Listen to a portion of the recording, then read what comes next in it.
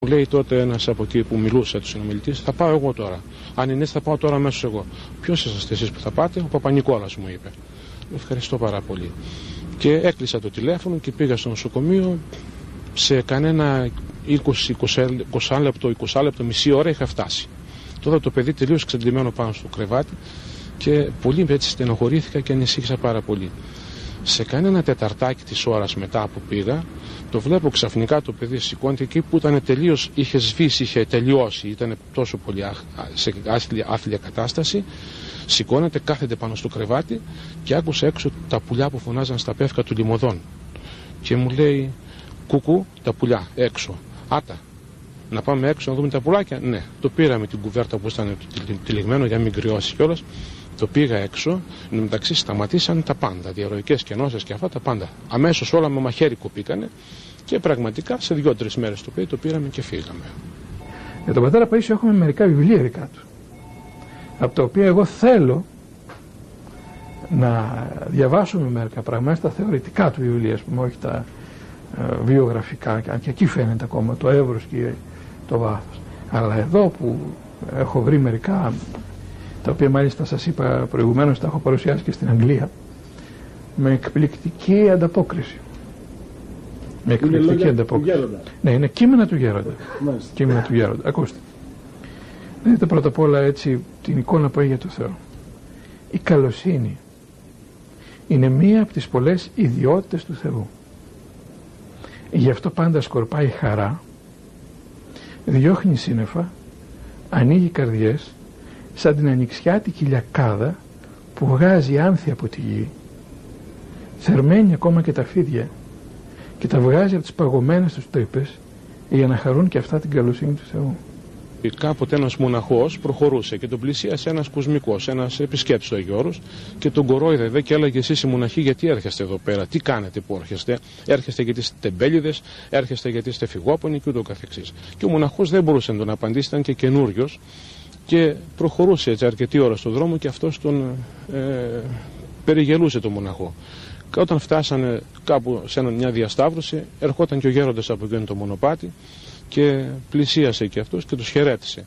Και λέει ο μοναχός, γέροντα, αυτός ο άνθρωπος λέει ότι δεν υπάρχει Θεός, κακώς ερχόμαστε εδώ πέρα, είμαστε τεμπέληδες, είμαστε άνθρωποι που δαπανούμε τον χρόνο μας αδίκως και όλα αυτά. Και ο γέροντας τότε εκείνη τη στιγμή έτυχε να περνάει μια σαύρα και τη φώναξε λέει εκεί κοντά και είπε στη σαύρα, για πες αυτόν τον κύριο εδώ πέρα ότι υπάρχει Θεός. Και η σαύρα σηκώθηκε στα δυο της πόδια και κουνούσε τη γλώσσα της μέσα από το στόμα της. Και μετά ο γέροντας του λέει, αυτό που δεν είναι καλά καν ζώο, καταλαβαίνει ότι υπάρχει Θεός, που δεν έχει μυαλό. Εσύ, άνθρωπος μυαλωμένος και μάλιστα δικηγόρος εν γράμματος, δεν καταλαβαίνεις ότι υπάρχει Θεός, δεν μπορείς να καταλάβεις ότι υπάρχει Θεός. Δηλαδή ο γέροντας το έκανε εκεί και μία αποκάλυψη ότι είναι και δικηγόρος άνθρωπος, αυτός που δεν τον είχε ξαναδεί. Θυμάμαι μια φορά ήμουν στεναχωρημένος. Και πήγα και τον ρώτησα, λέω, Γέροντα, λέω, τι θα γίνει λέω, με τον κόσμο, λέω, είναι τόσα 6 δισεκατομμύρια πόσοι είμαστε τώρα σε όλο τον πλανήτη, πόσοι από αυτούς είναι χριστιανοί? Και από αυτούς που είναι χριστιανοί, λέω, πόσοι είναι αυτοί που πηγαίνουν στην εκκλησία? Και από αυτούς που πηγαίνουν στην εκκλησία, πόσοι είναι αυτοί που πιστεύουν, που έχουν ζήσει έτσι κάποιο πνευματικό γεγονός μέσα από τον Χριστό, ας πούμε. Δηλαδή, άστα να πάνε, ας πούμε. Σε έφτιανε μια απελπισία το πόσο μικρό είναι το νούμερο, ας πούμε. Και πραγματικά στεναχωριόμουν. Λέω να είναι τόσοι άνθρωποι, ας πούμε, βουτυγμένοι μέσα στην άγνοια, να συμβαίνουν τέτοια τρομερά γεγονότα και εμείς να μην παίρνουμε χαμπάρι. Και ο γέροντας, επειδή είδα αυτή τη στεναχώρια και το πόνο μου είπε το εξής. Μου λέει, κοίταξε να δεις, λέει, σήμερα οι άνθρωποι δεν θέλουν να ακούσουν για τον Χριστό. Τους μιλάς για τον Χριστό, λέει, και σου γυρίζουν την πλάτη. Όμως, λέει, θα συμβούν γεγονότα που θα συνταραχθούν τα έθνη. Δεν θα είναι, λέει, η Δευτέρα Παρουσία του Χριστού, αλλά θα είναι θεία επέμβαση στην ιστορία της ανθρωπότητας. Και μετά από αυτά, λέει, θα έρχονται όλοι και θα στραβάνε από το μανίκι και θα σου λένε, έλα εδώ, πες μας, τι ξέρεις για τον Χριστό, ποιος είναι ο Χριστός κτλ.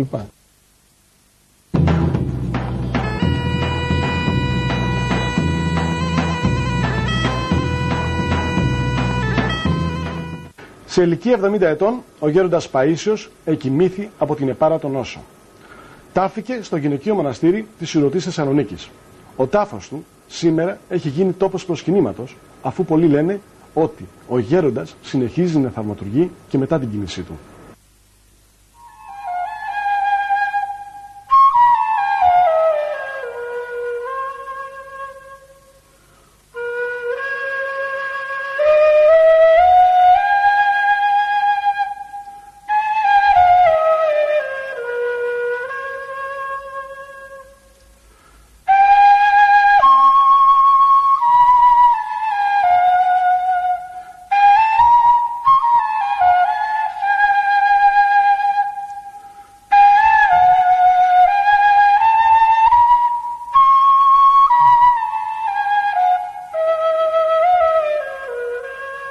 Ήμασταν πολύ στεναχωρημένοι, ας πούμε, και τον παρακαλούσαμε, ας πούμε, να μην μας αφήσει, ξέρω εγώ.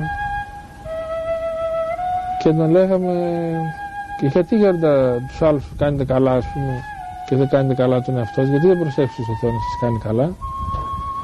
Τι λέει, τώρα θα παίζουμε, λέει, μια ζητάμε, λέει, και μια κάνει μας καλά, ας πούμε.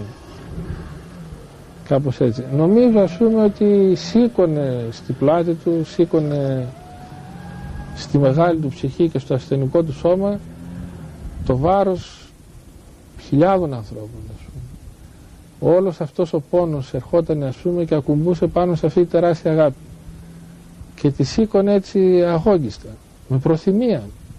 Είναι πράγματα που δεν τα καταλαβαίνουν οι άνθρωποι. Οι πολλοί, να μπει σε αυτή τη σφαίρα υπάρξεως είναι δύσκολο. Ο άνθρωπος αυτός είχε μιμηθεί του Θεού, την αγάπη του Θεού, και ήθελε να πάσχει μαζί με τους ανθρώπους. Θυμάμαι, έλεγε χαριτολογώντας, σήμερα από τρία δεινά πάσχουν οι άνθρωποι. Είτε από τρέλα, παραφροσύνη, είτε από διαζύγια και διαλυμένες οικογένειες, είτε από καρκίνο. Εγώ, έλεγε, την τρέλα μου την έχω, έλεγε χαριτολογώντας. Οικογένεια δεν έχω, έμεινε ο καρκίνος. Αυτή η κάθοδος στον πόνο του άλλου ανθρώπου του συγκλώνιζε. Τους έκανε να δέονται ακόμα βαθύτερα για τον Αδάμ, για τον όλο άνθρωπο. Αλλά σας είπα, δεν μπορούν να τα καταλάβουν αυτά άνθρωποι οι οποίοι ζουν όπως ζούμε συνήθως. Και έλεγε ο Γέροντας ότι στο ιδιόρυθμο μοναστήρι και στο κελί και Άγιος γίνεσαι και εχθρός της πίστης γίνεσαι. Και τίποτα δεν γίνεσαι, γιατί εκεί δεν σε βλέπει κανείς, ούτε τι τρως, τι νηστείες, κάνεις τίποτα. Στο κοινόβιο είναι πιο εύκολο να σε καταλάβουν, και ίσως ο Γέροντας γι' αυτό προτίμησε να είναι και ερημίτης στον κόσμο έξω, για να μην μπορεί για να μην δείχνει τις αρετές του, για να καλύπτεται καλύτερα, έτσι νομίζω. Και έμεινε και στο Γιώρος αυτόν τον καιρό, μέχρι που ήρθε τελευταία, βέβαια, έβγαινε στο Γιώρος και ερχόταν σουρωτή και πήγαινε ο κόσμος και τον επισκεπτόταν και τους συμβουλευόταν και τον άκουγε. Αλλά και έλεγαν τα προβλήματά τους και βρίσκαν πολύ τη λύση των προβλημάτων. Αλλά τελευταία εκοιμήθηκαν στο μοναστήρι της Σουρωτής και τον ενταφιάσαν εκεί πέρα, που βρίσκεται σήμερα ο τάφος του, που πήγατε και τον είδατε.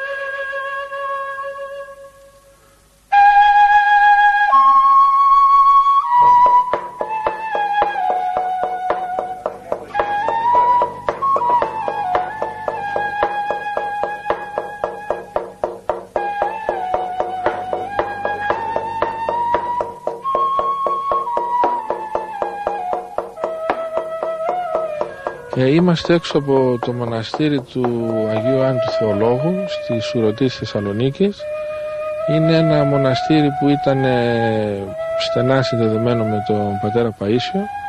Εδώ βρίσκεται και ο τάφος του Γέροντος Παϊσίου, όπως βρίσκονται εδώ και τα οστά του Αγίου Αρσενίου που τα έχει μεταφέρει ο ίδιος ο Γέροντας. Είναι, θα λέγαμε, ένα από τα μοναστήρια με τα οποία σχετιζόταν ο Γέροντας και είχε έτσι στενή σχέση, γιατί υπάρχουν και άλλα μοναστήρια, ας πούμε, τα οποία είναι αλλού.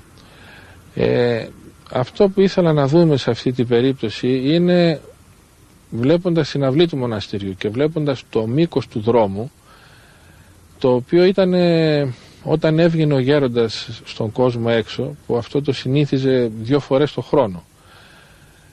και έλεγε ότι έβγαινε αυτές τις φορές για να δει τις μοναχές που είχε μια πνευματική καθοδήγηση, αλλά και για να δει και τις γυναίκες που δεν μπορούσαν να μπουν στο Άγιο Όρος, ή να δει και πονεμένους ανθρώπους, άρρωστους, ανάπηρους, που και αυτοί δεν μπορούσαν να μπουν στο Άγιο Όρος.